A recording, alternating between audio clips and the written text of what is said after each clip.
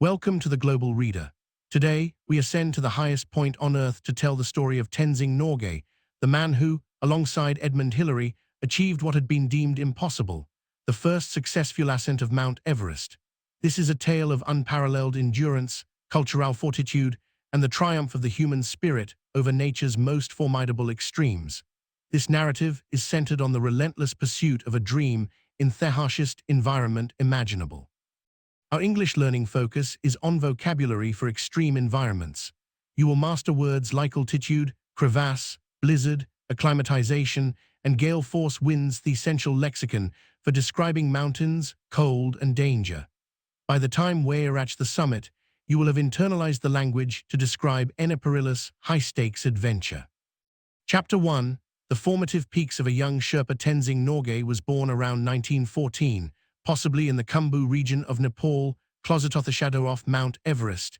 His early life was shard scribble and peripatetic, marked with rugged demands of mountain living. He was a product of the Himalayan environment, which instilled in him an innate resilience. He did not grow up in luxury. His wealth was his intimate knowledge of the mountains. By his late teens, Tenzing migrated to Darjeeling, India, which served as the staging area for British Everest expeditions. It was there that the term Sherpa transcended its ethnic origin to become synonymous with the highly skilled, indispensable porter guides who surveyed the expeditions. Tenzing was not just a porter. He possessed an uncommon ambition and an almost mystical connection to the peak the Sherpa people called Chomolungma, the mother goddess of the earth. His dream was singular: to stand atop the mountain.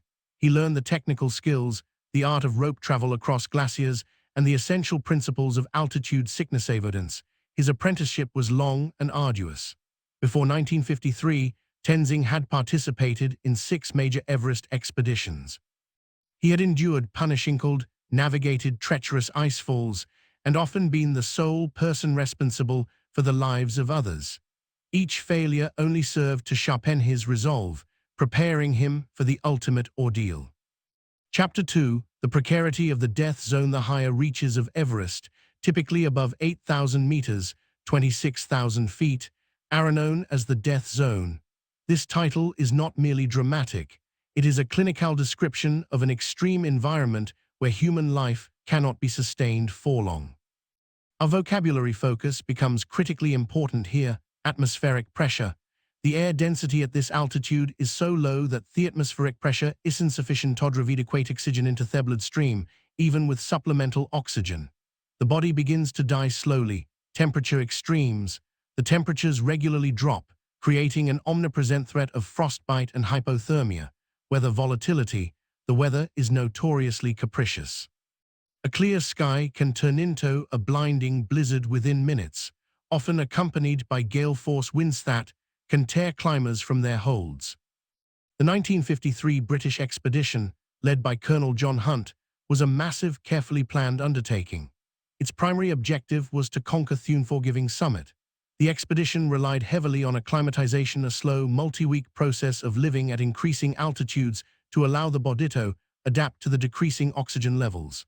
The careful planning involved establishing a series of camps that zigzagged up the mountain, slowly advancing into the higher altitudes. Tenzing, by this point, was a Serdar Chief Sherpa, a man renowned for his experience and his unflinching fortitude.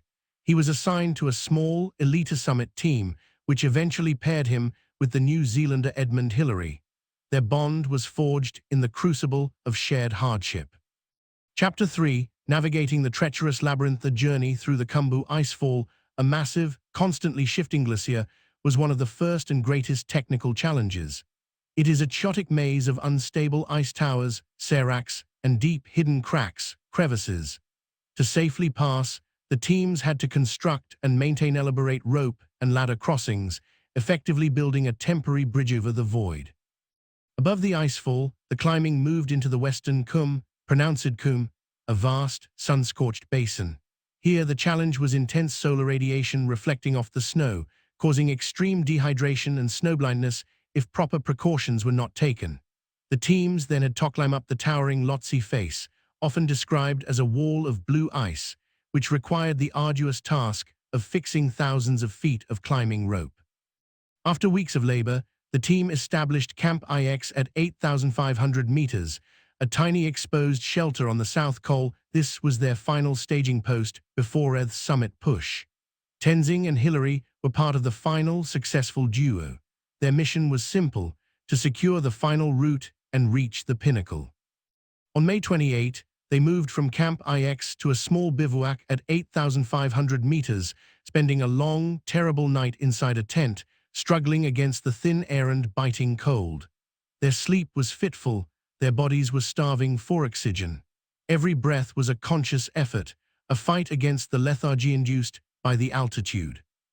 Chapter 4, The Final Ascent and Triumph. On the morning of May 29, 1953, Tenzing Norgay and Edmund Hillary set out for the summit.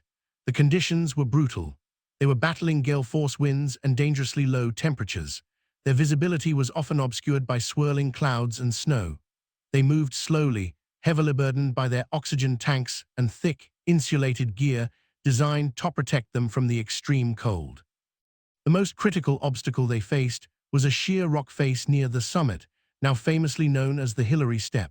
It was a vertical wall of rock and ice, presenting a potentially fatal impediment to their progress. Tenzing, leading the final pitch, used his ice axe and ropes to secure a path, his years of experience navigating the perils of the high mountains culminating in this moment. He demonstrated a masterful display of courage and technical prowess. Finally, around 11:30 a.m., they stepped onto the summit. The feeling of standing at the highest point on Earth was one of overwhelming exultation. The vast panorama spread out before them, an unbroken sea of peaks stretching into the distance. Tenzing's actions at the top reflect his spiritual connection to the mountain. Before enjoying the moment, he dug a small hole in the snow and buried chocolates and biscuits as an offering to Chomolungma. Hillary took the iconic photographs of Tenzing holding his ice axe aloft against the vast blue sky. Tenzing captured no pictures of Hillary. This simple fact contributed to later inevitable disputes over who truly stood first on the summit. Conclusion: the enduring legacy Tenzing Norgay and Edmund Hillary's return from the summit was hailed as a global triumph. Their achievement was not merely a physical feat, but a psychological breakthrough that proved the world's highest peak was within the grasp of human determination. Tenzing's legacy is rooted in his quiet strength, his unyielding fortitude, and his role as an indigenous hero who stood among the world's greatest explorers. His life shattered the preconception that Sherpas were only laborers. He proved they were mountaineers of unparalleled skill and bravery. For English learners, this epic journey has provided a comprehensive toolkit of vocabulary for extreme environments, words that detail the severity of the world's most inhospitable places. By knowing words like crevasse, blizzard, hypothermia, and acclimatization, you can articulate the challenges of any arduous expedition. Tenzing Norgay's life calls to us from the highest peak. The view is always worth the extreme effort.